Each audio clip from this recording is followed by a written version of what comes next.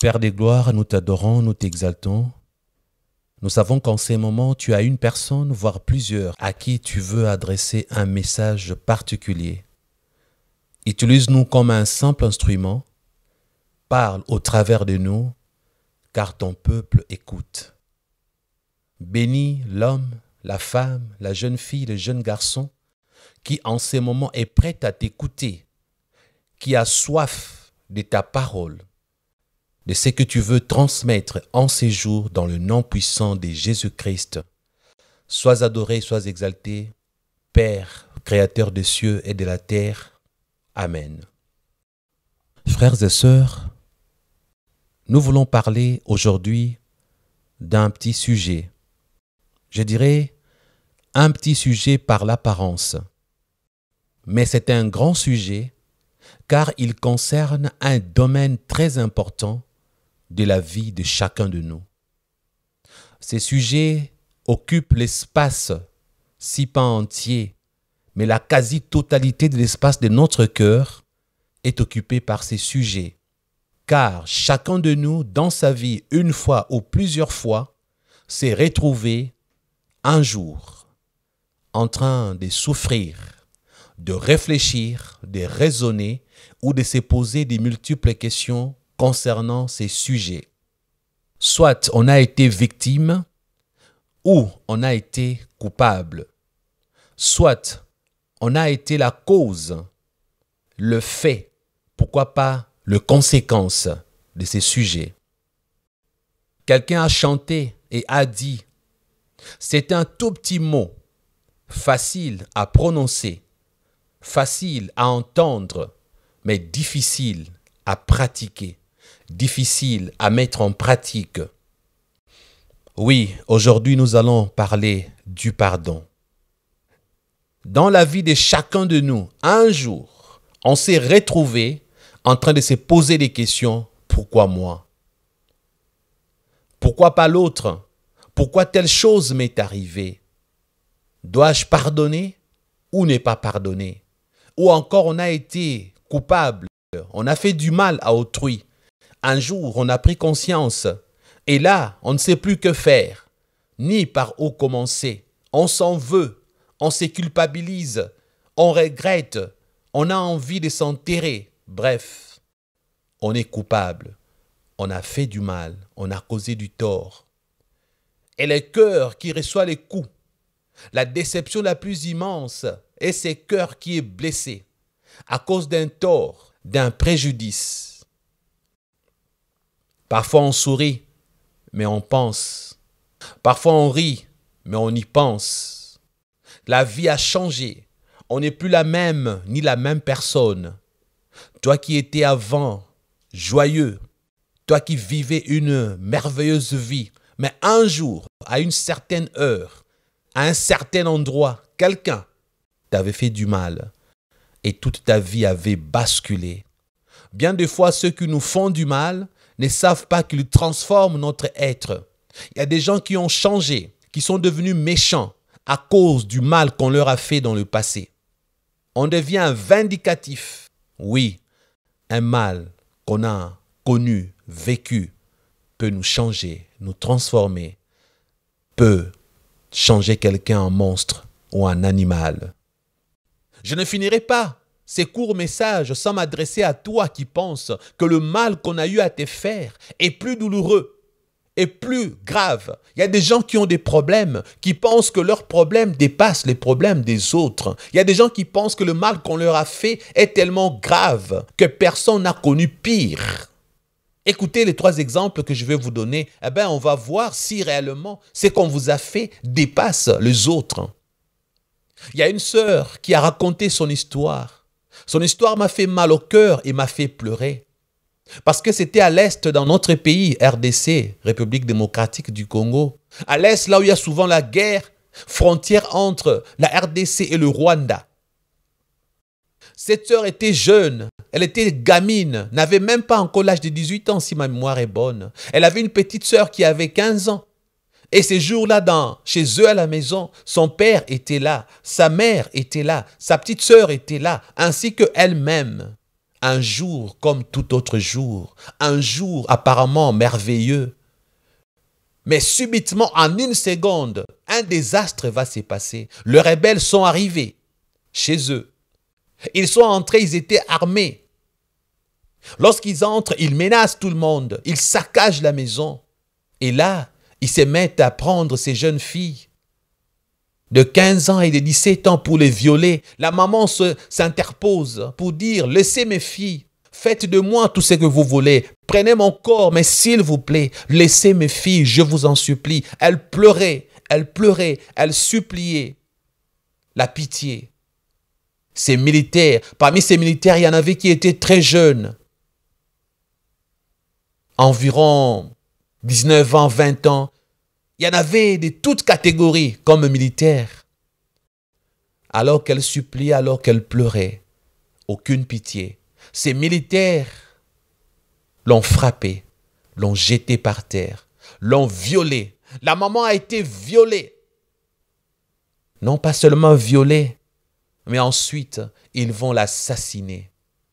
Devant ses enfants, devant ses deux filles, devant son mari, son époux, qui était passé à tabac et qui était obligé de vivre une telle scène où sa femme était en train d'être violée avant d'être assassinée, où ses deux filles passaient à tabac, mais aussi violées, frères et sœurs. La sœur qui racontait cette histoire m'a fait mal au cœur. Lorsqu'elle raconte son histoire, lorsque vous écoutez son histoire, lorsque vous apprenez son histoire, vous vous dites, oh, qu'il y a de monstres dans ce monde. Oh, qu'il y a des animaux dans ce monde. Oh, qu'il y a des démons dans ce monde. Comment est-ce qu'une personne normale peut infliger quelque chose à une autre personne? Pourquoi? Parce que violer une fille de 15 ans par plus de 10 hommes. Et ce qui est étrange, elle s'est mise à saigner cette fille de 15 ans comme une truie. Déchirure. Il y avait du sang qui coulait de partout. Après l'avoir violée, celle-là de 15 ans, les violeurs ont continué avec la grande sœur. Comme ils étaient nombreux, ils se sont partagés le butin. 10, vous violez la petite de 15 ans. Peut-être 15 autres, vous violez l'autre de 17 ans.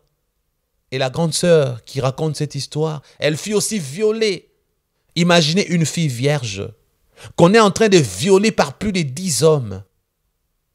Une fille vierge qu'on viole brutalement. Déchirure en bas, les sangs qui coulent de partout. Et ce n'est pas fini. Au lieu de s'arrêter là, les violeurs se contentent de prendre, je ne sais pas moi, des bananes et d'introduire dans le sexe de ces deux jeunes filles. Et les papas en train de regarder. Et cette jeune sœur a dit, lorsque les violeurs sont partis, son père pleurait. Son père était déchiré. Son père avec des larmes aux yeux. Sa femme violée devant lui. Sa femme assassinée devant lui.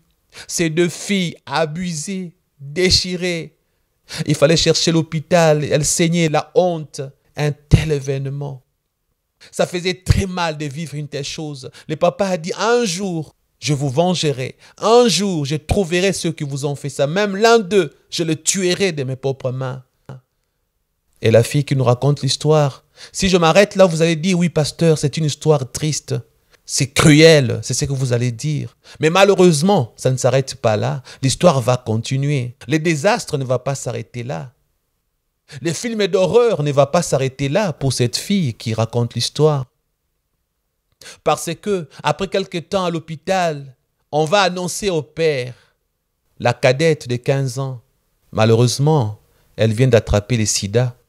Elle est séropositive après quelques mois. Déviergée par des violeurs, comme si cela ne suffisait pas, qu'elle soit violée, abusée par plus de 10 hommes. Et elle apprend maintenant qu'elle a le sida à cause d'un viol. Frères et sœurs, frères et sœurs, frères et sœurs. Et la grande sœur qui raconte l'histoire, elle aussi, ce n'était pas fini. Quelques mois après, elle se surprend enceinte. Waouh! La petite sœur qui attrape le virus de sida, la maman assassinée, et la grande sœur se retrouve avec une grossesse après ses viols. Elle doit vivre avec un bébé de ses agresseurs, de ses violeurs. Elle doit voir ses bébés tout le jour de sa vie, puisqu'elle ne pouvait pas avorter. Ils étaient chrétiens. Pourquoi avorter? C'était un assassinat. Pourquoi avorter? C'est un péché. Elle a gardé les bébés, le papa a consenti. Quelle souffrance! Parce que cet enfant lui rappellera tout le jour de sa vie, tu as été violée, enceinte. Elle raconte l'histoire, elle dit que sa sœur de 15 ans qui était désormais, qui avait le virus, elle va commencer un traitement quelques années plus tard des rétroviraux, mais cela ne va pas très bien marcher. Elle va mourir à l'âge de 21 ans. Frères et sœurs, elle a vécu quelque chose de désastreux. Elle a vécu quelque chose de macabre, de pitoyable. Elle attrape une maladie à 15 ans et à 21 ans, aux fleurs de l'âge, très jeune, à l'aurore de sa vie. Sans arriver au crépuscule de sa vie, elle va s'éteindre à 21 ans.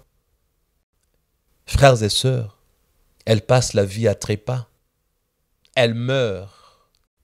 Avant sa mort, elle souffrait. « Seigneur, pourquoi moi? Seigneur, pourquoi moi? Qu'ai-je fait pour mériter une telle chose ?»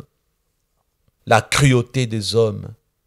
Le péché d'Adam et Ève a fait de sorte que les hommes sont ce qu'ils sont aujourd'hui. Dieu un jour s'est repenti d'avoir créé l'homme au point de détruire toute l'humanité par un déluge. Frère, Dieu n'est pas indifférent. Dieu ne peut pas intervenir toujours. Pourquoi? Parce que il avait demandé à Adam et Ève de procréer et d'assujettir. Ça veut dire de dominer l'humanité, de dominer le monde. Qui dirige le monde? Ce n'est pas Dieu. D'ailleurs, la Bible dit, le monde entier est sous la puissance du malin. Parce qu'à l'époque où le monde appartenait à Adam, Adam qui était maître de tout, en écoutant Satan, en partisan avec Satan, Satan a ravi à l'homme l'autorité de diriger la terre. Satan a ravi à l'homme la direction terrestre.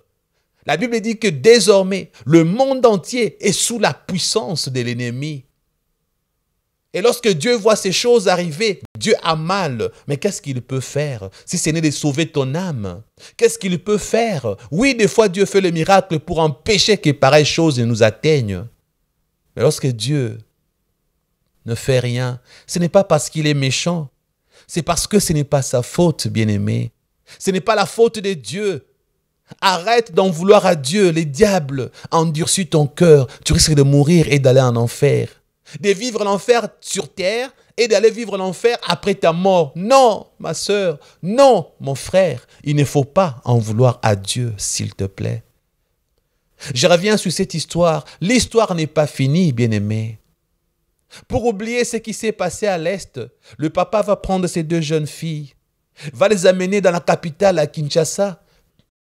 Arrivée à Kinshasa, la sœur raconte, elle va aller s'inscrire à l'université, elle va étudier, elle va finir ses études. Dieu lui a fait grâce. Et son enfant du viol grandira aussi. Un jour, Dieu lui fait grâce. Je vais sauter les détails. Elle va se marier avec un homme. Alors, elle va se rendre compte que le jour du mariage, les anciens amis de son époux disaient à l'homme, « Ah, Mwalimu, toi tu t'es vraiment marié ?» Une phrase du genre, « Ton corps était beau avec la tenue militaire. » Mais on se rend compte que la tenue du mariage te va mieux que la tenue militaire. Alors elle va dire, « Chérie, tu étais militaire avant ?» Quelque temps après, l'homme va dire, « Ma chérie, je ne sais pas que te dire. J'aimerais bien te parler de ma jeunesse, de mon enfance, mais j'ai fait tellement de choses qui me terrorisent. J'ai honte pour mon passé. Parce qu'à l'est du pays, j'étais jeune enfant. Les rebelles sont venus, nous ont pris. Ils nous ont amenés, nous ont forcés de porter les armes, nous ont poussés à faire des choses indignes. Et je me souviens, là, à l'est, un jour, nous étions toute une troupe. Nous sommes arrivés dans une maison. Il y avait un homme avec sa femme et ses deux filles. Nous avons fait subir à cette famille des choses impossibles en tuant leur maman, en violant les deux filles de cet homme. Et lorsque je vois ces images, je souffre dans mon cœur. Pourquoi ai-je fait ce genre de choses? Voilà pourquoi c'est une partie de ma vie que j'aimerais bien oublier. Je me culpabilise. Je fais du mal à ces gens. Je ne sais pas qu'est-ce qu'ils sont devenus. Voilà pourquoi je t'assure qu'aujourd'hui Dieu m'a fait grâce. J'ai pu étudier parce que j'avais quitté l'armée, j'ai fait le droit et je suis devenu quelqu'un d'important. Et aujourd'hui, je me suis marié, j'ai une femme telle que toi, je suis heureux à tes côtés. Et la jeune fille s'est rappelée que son papa voulait toujours se venger contre les assassins de sa femme et les violeurs de ses deux filles. Et là, elle se rend compte qu'en face d'elle, elle a en face d'elle l'assassin de sa mère. Elle a en face d'elle les violeurs de sa sœur. Elle a en face d'elle son propre violeur à elle. Comment elle a su que cet homme était son violeur? Parce que si cet homme avait le sida, cet homme n'allait pas être là devant elle. C'est que ceux qui avaient violé sa sœur, c'était ceux qui avaient le sida, ils sont peut-être morts. Mais celui qui était en face n'avait pas le sida. Comme elle-même n'avait pas le sida, elle s'est dit, il doit être parmi ceux qui m'avaient violé, vu qu'il n'a pas le sida, vu que moi je n'ai jamais attrapé le sida. Donc c'est lui qui est en face de moi, c'est mon violeur. Et lorsqu'elle raconte cette histoire, frère, dans n'importe quelle salle, lorsqu'elle témoigne, vous allez vous mettre à pleurer. Qu'est-ce qu'il fallait qu'elle fasse? Devait-elle pardonner? Est-ce qu'elle devait dire la vérité à son père? Vous voyez? Laissez-moi vous poser une question. Est-ce que votre histoire est autant triste que son histoire? Est-ce que votre histoire est autant macabre que la sienne? Oui, il y a des gens qui ont vécu des choses impossibles, des choses innommables, des cruautés atroces. Obligée de pardonner. Elle devrait pardonner. Elle devait pardonner. Elle ne pouvait que pardonner. Mais là, elle a épousé l'assassin de sa mère. Elle a épousé son violeur d'enfance. Frères et sœurs, elle racontait cette histoire parce qu'à la fin, elle a été obligée de pardonner. Non pas seulement pardonner, mais continuer à vivre avec son assassin. Mais continuer à vivre avec son bourreau. Non pas seulement pardonner, mais elle a eu à épouser l'assassin de sa mère. Je m'arrête là.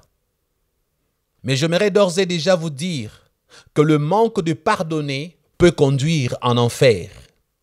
Parce que ces derniers temps, nous sommes en train de réfléchir, nous sommes en train de prêcher, d'enseigner sur la perdition éternelle, sur le salut éternel qui est le don gratuit de Dieu, sur le royaume des cieux qui est le don gratuit de Dieu. Puisque nous parlons de l'enfer, j'aimerais souligner et signaler à qui veut m'entendre que le manque du pardon, le manque de pardonner peut entraîner quelqu'un en enfer. Oui, on a été victime, on t'a fait du mal, mais malheureusement, parce que tu as refusé de pardonner, Dieu peut t'envoyer en enfer. Apparemment, on a l'impression qu'il sera un Dieu méchant. Frères et sœurs, nous avons entendu les gens dire « Pourquoi moi? Pourquoi seulement moi? Qu'ai-je fait à Dieu pour mériter une telle chose? Qu'ai-je fait à Dieu, innocent que je suis? Pourquoi pareille chose ne pouvait arriver qu'à quelqu'un comme moi? Pourquoi telle chose a pu m'atteindre? Dieu, où es-tu? Existes-tu vraiment? Si tu existes, où étais-tu quand cette chose m'arrivait? Où étais-tu quand j'étais victime de cette chose? Dieu, m'aimes-tu réellement? Que de multiples questions qu'on se pose, des questions qui demeurent sans réponse, qui torturent notre âme, qui détruisent notre cœur, qui paralysent notre existence.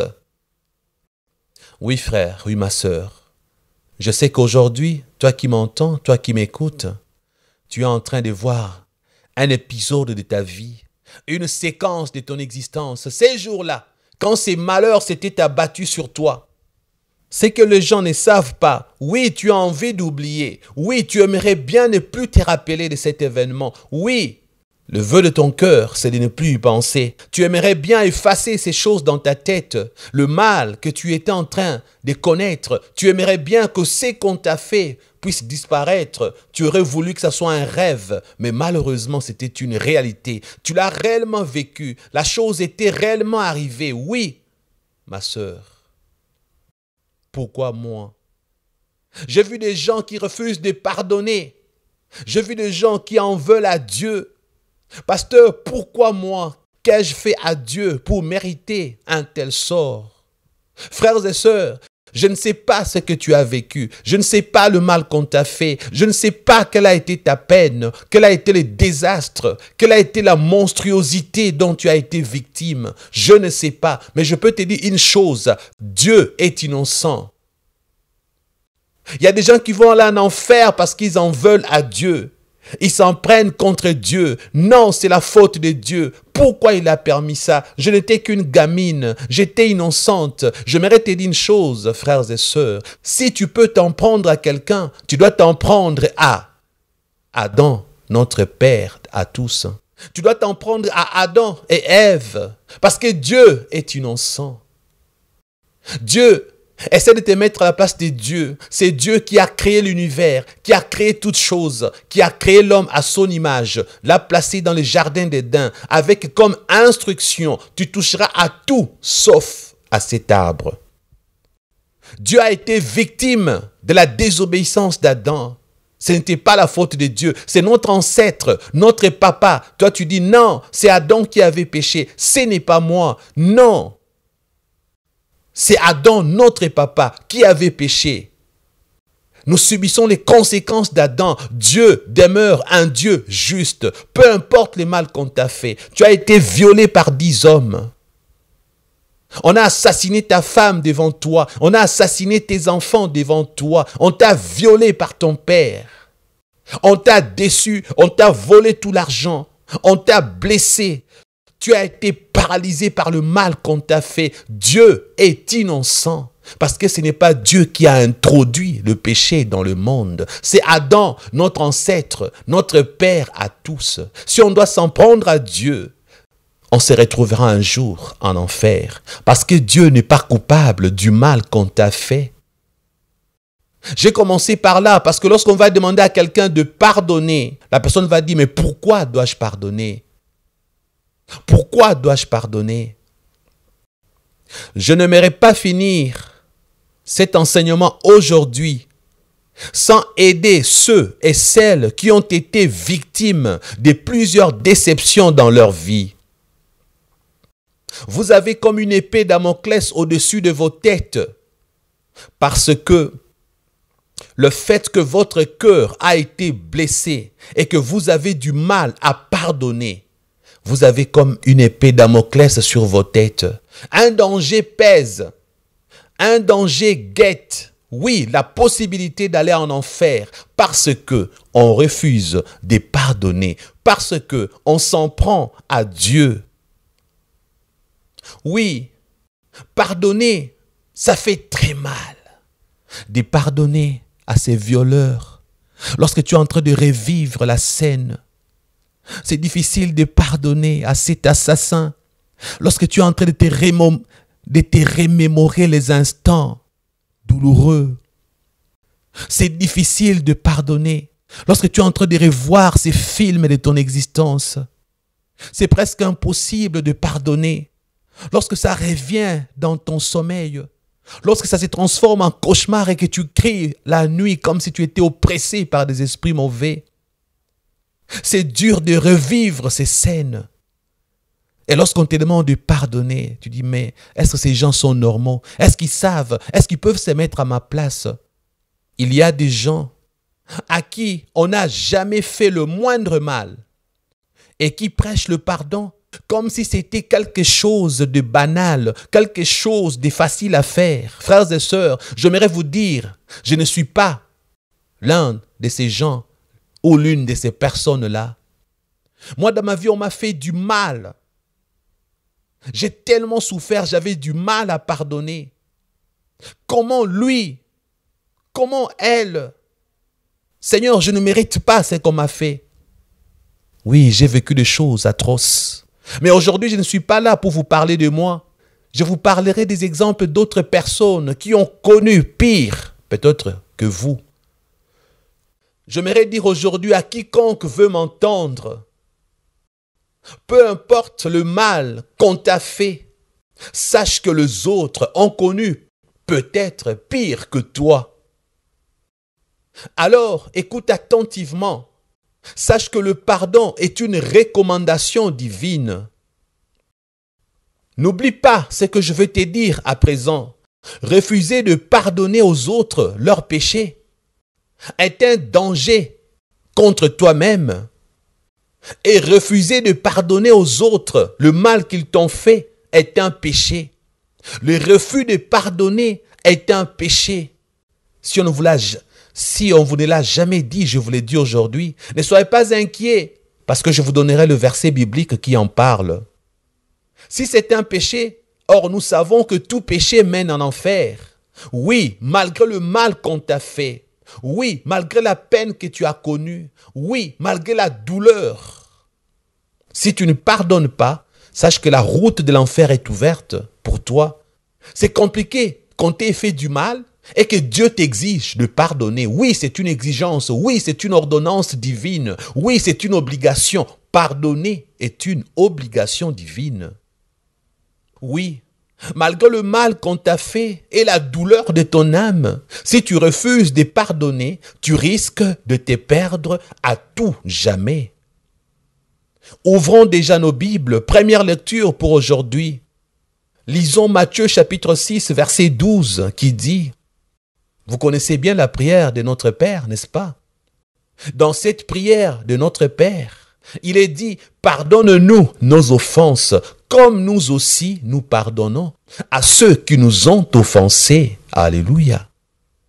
Jésus-Christ, lorsqu'il apprenait aux disciples comment prier, il a mis dans le Notre Père cette séquence, pardonne-nous nos offenses, comme nous aussi nous pardonnons à ceux qui nous ont offensés. Frères et sœurs, là nous sommes au verset 12 du chapitre 6 de Matthieu. Mais essayons un peu de sauter, versets 13 et 14. Arrivons au verset 15. Écoutez ce que la Bible dit. Mais si vous ne pardonnez pas aux hommes, votre Père ne vous pardonnera pas non plus vos offenses. Vous entendez? Ce n'est pas moi qui en parle. Ce n'est pas moi qui l'ai dit. C'est la Bible qui l'ai dit. Si vous ne pardonnez pas aux hommes, la Bible n'a pas dit aux anges, la Bible n'a pas dit aux animaux, aux hommes, au pluriel. Plusieurs hommes t'ont fait du mal. Dieu te demande de pardonner. Parce que si tu ne pardonnes pas, Dieu te dit que tes propres péchés ne te seront pas pardonnés. Alors si Dieu ne pardonne pas tes péchés, où iras-tu après ta mort? En enfer, bien sûr. Je sais que tu souffres. Je sais que tu as mal. Mais la Bible dit que tu dois pardonner, mon frère. La Bible dit que tu dois pardonner, ma sœur. Je sais que tu as mal. Moi-même, j'ai eu mal dans ma vie, du mal. On m'a fait tellement de choses impossibles. Mais Dieu m'a dit, Christian, tu dois pardonner. Oui, ma sœur, tu dois pardonner. Si tu ne pardonnes pas, tu iras en enfer. Si Dieu ne te pardonne pas, tu n'iras nulle part autre que dans les temps de feu. Vous savez, frères et sœurs, un jour, l'apôtre Pierre a demandé à Christ, « Combien de fois dois-je pardonner ?» Jésus-Christ lui a dit, 77 fois 7 fois. Frères et sœurs, 77 fois 7 fois, faites donc les calculs. Il me fait du mal, j'ai pardonné. Combien de fois je pardonnerai cet homme? Combien de fois pardonnerai-je cette femme? Jésus t'a dit aujourd'hui 77 fois 7 fois. As-tu atteint 77 fois 7 fois? Et puis Jésus a été clair. La question de Pierre a été limpide comme l'eau. Pierre devait savoir en une journée combien de fois doit-il pardonner à son prochain. Jésus a dit 77 fois 7 fois en une journée. Autrement dit, infiniment. Autant de mal qu'on te fera, autant tu dois pardonner. C'est dur la parole de Dieu. C'est dur d'apprendre que si je ne pardonne pas, Dieu ne me pardonnera pas. C'est dur d'apprendre que Dieu m'exige de pardonner. Essayez de vous mettre à la place de Dieu. Lui qui nous a pardonné, nous qui l'avons assassiné, nous les hommes. Le Fils de Dieu est venu. La Bible dit qu'il est la parole qui a créé toutes choses. Elle a pris chair, cette parole. Elle a vécu au milieu de nous et parmi nous. Et nous avons crucifié la parole qui nous a créés. Le Créateur a été crucifié sur une croix de bois par les hommes que lui-même a eu à créer, frères et sœurs. Et c'est Dieu là nous a pardonné. Non pas seulement qu'il a pardonné, il est monté sur la croix et il est mort pour les assassins qu'il assassinait. Frère, qu'est-ce qu'on t'a fait? A-t-on assassiné ta femme? A-t-on volé dans ta maison? Quel mal on t'a fait? Oui, tu dois pardonner. Le pardon est une puissance qui libère. Lorsque Dieu te demande de pardonner, Dieu te demande de le faire pour te libérer. Parce que le manque de pardon était un péché. Dieu te demande de pardonner pour te libérer. La Bible dit, lorsqu'on te fait du mal et que tu retournes le bien, c'est comme du charbon ardent que tu mets sur la tête de ceux qui t'ont fait du mal. Ne pense pas que lorsque tu pardonnes, les personnes que toi tu as pardonnées, que les personnes là vont s'en sortir. Lorsque Christ à la croix a dit, Père, pardonne-leur, ils ne savent pas ce qu'ils font. Ce n'est pas parce que Christ avait dit pardonne-leur que tous les gens qui lui avaient fait du mal étaient pardonnés et sont entrés au ciel. Non. Christ a dit pardonne-leur, ils ne savent pas ce qu'ils font. Mais la majorité de ces bourreaux sont partis en enfer. Pardonne-leur, ils ne savent pas ce qu'ils font. Mais Dieu s'est vengé contre ses ennemis. Oui, Dieu se venge. Oui, Dieu garde rancune contre ses ennemis. Ceux qui t'ont fait du mal sont les ennemis de Dieu. Ce ne sont pas tes ennemis.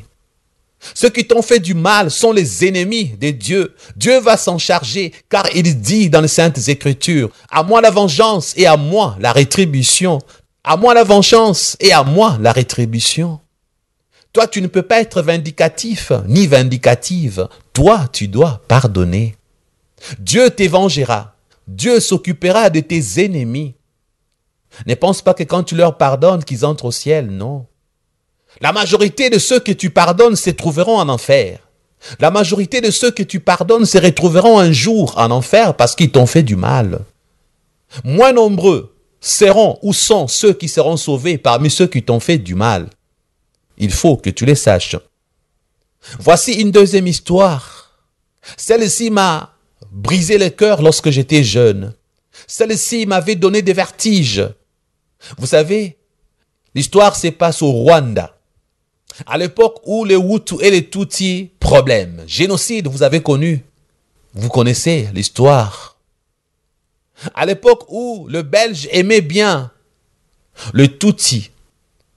Les Belges ont mis les Tutsis à l'avant-plan. Les Tutsis ont dirigé avec le Belge. Et lorsque les Belges sont partis, ça a créé un problème. Les Tutsis contre les Hutus. Et les Hutus, pour se débarrasser un jour des Tutsis, se sont mis à les appeler des cafards. Mais dans une portion de l'histoire du Rwanda, il s'est fait qu'un jour, dans une famille, un homme Tutsi, avec sa femme Tutsi, ils avaient un bébé. Ils allaient toujours au travail et ils avaient engagé dans leur maison, comme une bonne, telle qu'on dit en Afrique, une bonne femme de ménage, qui restait garder leur bébé. Après le travail, lorsque revenaient l'homme et la femme, la bonne pouvait partir. Oui, patron, le travail a été bien, la journée a été bonne, elle pouvait s'en aller. Et ces jours-là, la bonne est restée avec le bébé. Ils sont partis au travail, l'homme et la femme. Et lorsqu'ils sont revenus, ils trouvent la bonne à l'entrée. Bonsoir, patron. La bonne, très polie, très gentiment, les salue. Après les avoir salués, elle leur dit, les bébés dorment, laissez les bébés tranquilles parce qu'il a beaucoup pleuré aujourd'hui. Ne les dérangez pas pour ne pas... Si vous le dérangez, que vous le réveillez, il va se remettre à pleurer et ça ne sera pas bon.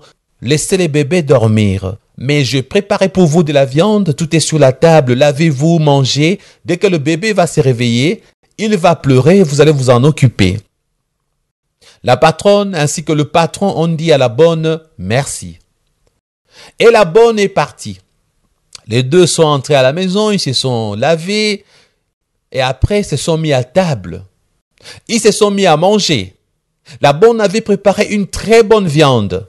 Ces jours-là, la femme dit à son époux, « Chérie, en tout cas la bonne cette fois-ci a pu choisir une très bonne viande. » D'habitude, quand elle va au marché, parfois elle nous achète la viande de mauvaise qualité, c'est dur, c'est difficile à croquer avec le dent, mais aujourd'hui en tout cas c'est une viande vraiment très douce. Ils étaient contents, ils ont mangé. Et puis après, ils se sont mis à parler, à causer, à se reposer. Quelques heures plus tard, la femme va dire à son mari, « Mais chérie, il y a plusieurs heures depuis qu'on est de retour. Bientôt, on va dormir. Mais depuis que nous sommes là, nous n'avons pas jeté un coup d'œil. Est-ce que le bébé dort tranquillement? » Oui, il dort tranquillement parce que il ne pleure pas. On l'entend pas crier, on l'entend pas pleurer. Alors jetons quand même un coup d'œil pour voir si le bébé dort paisiblement, puisque il ne pleure même pas, il ne crie même pas. Et lorsqu'ils sont entrés dans la chambre de l'enfant, donc du bébé, arrivés tout près du berceau, frères et sœurs, qu'est-ce qu'ils trouvent? Une lettre. Mais où est notre bébé? Le bébé n'est pas dans la chambre. Le bébé n'est pas là. Où est notre bébé? Ils n'ont trouvé qu'une lettre dans le berceau. Lorsqu'ils ont pris la lettre, voici ce qui était écrit. Bon appétit et bonne digestion. La viande que vous avez mangée, c'était votre propre bébé. Frères et sœurs. Et à la fin de la lettre, si vous voulez la preuve, vous retrouverez sa tête derrière la maison. Un ajout pour vous faire comprendre combien c'était cruel. Frères et sœurs, la maman a mangé son bébé, le papa a mangé son bébé. Pourquoi les Hutus avaient fait une telle chose pour se venger des Tutsis? Pourquoi les Hutus avaient fait une telle chose? Parce qu'elles voulaient se venger de tout le mal que les Tutsis avaient eu à faire aux Hutus. Frères et sœurs, il y a aujourd'hui le peuple qui ne s'entendent pas. Je suis allé à Brazzaville, Congo d'en face de chez nous, pour prêcher plusieurs fois l'évangile. On m'a invité dans les églises faire des séminaires, faire des conventions. Mais un jour, j'avais mal au cœur lorsqu'on m'invitait au nord de Brazzaville. Ceux qui étaient au sud ne me suivaient pas au nord. Mais je les appelais pour dire, mais vous êtes mes enfants spirituels, mais pourquoi vous ne venez pas là où je suis? Un jour, l'un d'eux a eu le courage de me dire, mais toi tu es au nord, nous sommes du sud. On ne peut pas venir au nord. Mais je leur ai posé la question, pourquoi? Eh bien, parce que ici, le nord et le sud, on ne s'entend pas. Il y a eu guerre, on s'est entretués. Il y en a qui me disaient, mais le nord, c'est le pouvoir. Nous, on ne peut pas arriver là-bas. C'est dangereux. Je prêchais dans une église. J'ai trouvé qu'à Brazzaville, ces problèmes du nord et du sud continuaient plusieurs décennies après les événements. Oui, frères et sœurs, il y a des choses qui peuvent pousser le peuple à se haïr, à se détester, mais la Bible nous demande d'aimer nos ennemis. Dieu ne permet pas aux chrétiens d'avoir des rancunes. Dieu ne tolère pas les racismes. Dieu n'accepte pas les tribalismes. Dieu refuse que tu te venges. Dieu ne t'autorise pas à rendre le mal pour le mal. Dieu n'accordera jamais à ses enfants de détester les autres. Mais parmi les enfants de Dieu aujourd'hui, tribalisme, racisme.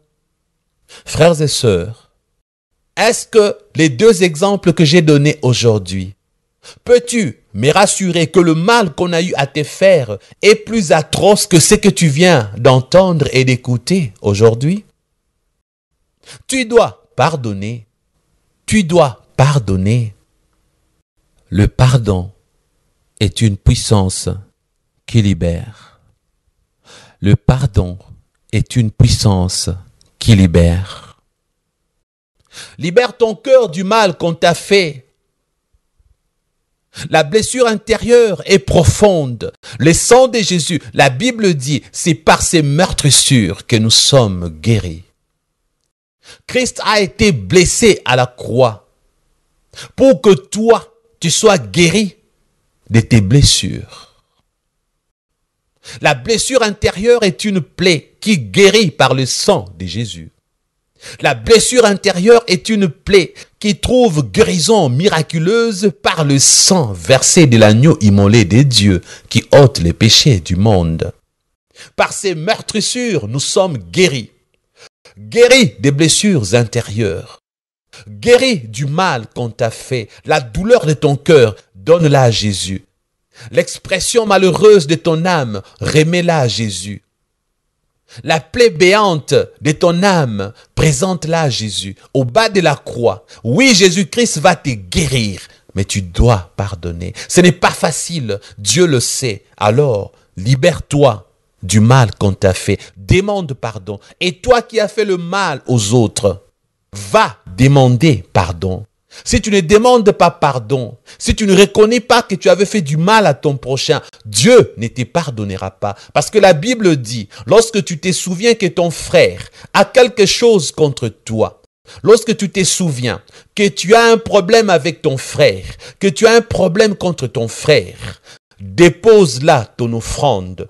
Va d'abord te réconcilier avec ton frère. Et dès que tu te réconcilies, ensuite, lorsque tu seras de retour, tu peux payer ton offrande. C'est une illustration pour te dire ceci. Ne cherche pas à faire plaisir à Dieu sans mettre sa parole en pratique. Ne cherche pas à faire des sacrifices chez Dieu sans demander pardon à ton prochain. De la même manière, la Bible dit, pardonne-nous nos offenses comme nous aussi, nous pardonnons à ceux qui nous ont offensés. De la même manière, la Bible te dit, mon frère, va demander pardon si tu veux que Dieu te pardonne. Parce que Dieu refusera ton offrande. Parce que Dieu refusera ta dîme. Parce que Dieu refusera tes prières. Si tu ne pars pas te réconcilier avec celui à qui tu as fait du mal. Beaucoup de chrétiens se convertissent, mais ils fuient la réparation de leurs actes. Beaucoup de chrétiens cherchent à aller au ciel, mais sans aller demander pardon aux gens à qui ils ont fait du mal. Mon frère, tu avais un jour violé une sœur. Va lui demander pardon, s'il te plaît. Tu n'entreras pas au ciel sans aller demander pardon, parce qu'elle est encore vivante. La Bible te dit, va te réconcilier avec ton prochain. Arrête d'amener ton offrande chez les pasteurs. Arrête d'amener tes dîmes à l'église. Arrête d'amener tes dîmes à l'église. Arrête avec tes dons que tu fais à l'église pour soulager ta conscience. Va demander pardon. Va te réconcilier.